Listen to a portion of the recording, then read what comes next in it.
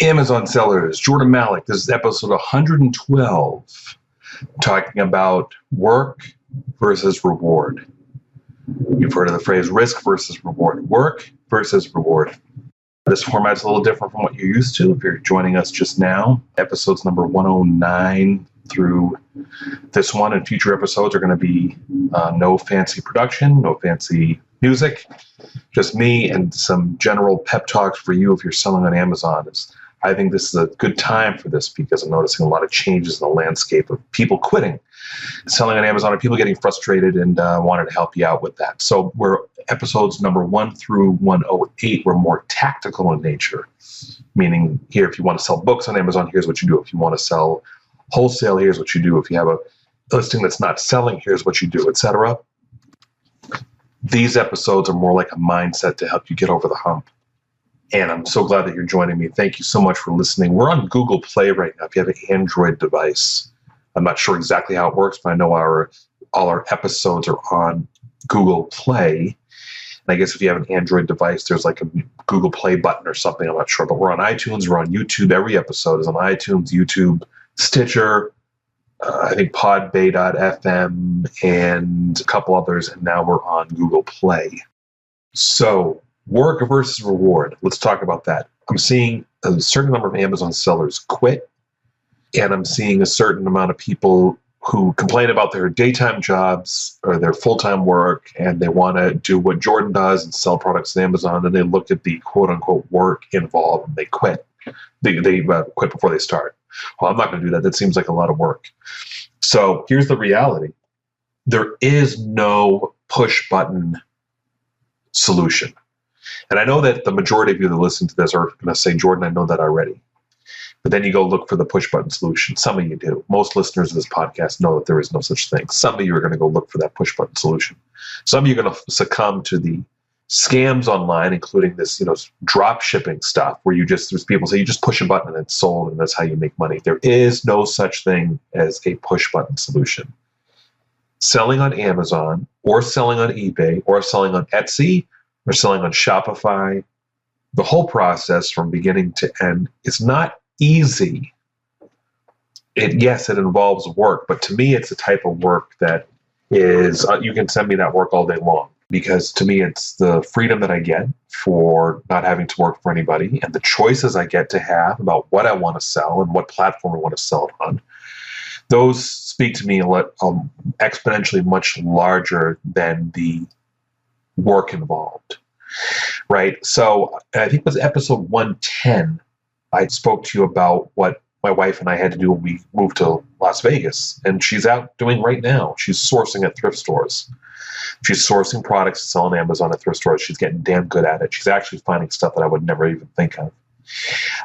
It's Las Vegas. It's 80 degrees right now, which is hot for me, but I guess that's extremely cool for Las Vegas. Would she or I rather be sitting in the pool, but we were renting our in-laws' house? Would we rather be sitting in their beautiful pool? They have a beautiful pool in the backyard, and sipping a lemonade? Of course you would. But we know for us to ramp up our Amazon sales, this is one of the many things that we're doing. We're sourcing locally. And yes, it requires work.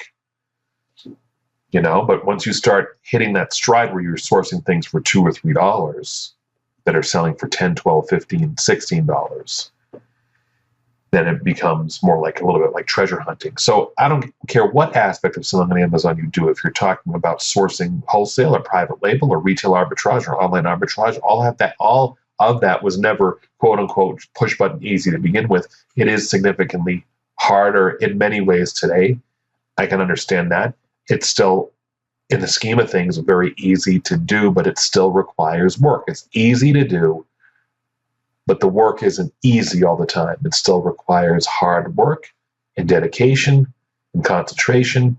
People get disillusioned that because it sells on Amazon or because Jordan's doing it and making it look easy, or because I saw a video online of a course that says it's easy, then people think it's easy and they jump in, and the very first sign that there's work involved, they get cold feet right away.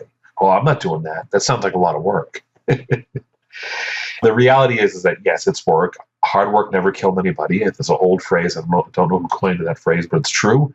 Hard work never killed anybody, but it's not impossible. It's not like impossibly hard. It doesn't require a ton of hard work. It's just, even if you start with just sourcing in your own home, I've said that before, people think I'm crazy, but it's true. I just read an article of somebody interviewed a eBay seller who does over $24 million a year in sales. And she does, I think it's primarily used fashion goods, boots and clothes and handbags, etc. She has a team of employees now in an office and headquarters, and she's based in New York.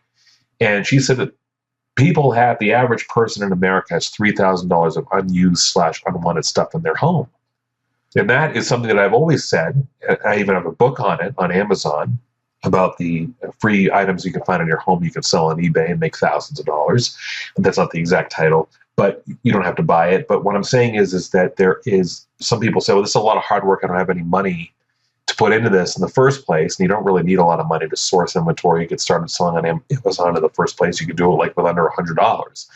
But there's inventory that's sitting right now, probably in your home. I don't care if they're DVDs, used or new, CDs, used or new, games, used or new, toys, used or new, still in the package, baby items, still in the package, groceries, perishables, books, used and new books that are lying around your home. You probably have several, at least 2, 3, 4 to several hundred, a few $1,000s of merchandise sitting in your home. That's not hard. That's very easy to do. And that's how many people get their start. They just find stuff around the house. They sell on Amazon. They get enough money to buy their first batch of inventory they find in a local store, or retail arbitrage, or online arbitrage, or even wholesale. So it's not hard. It's that people get cold feet.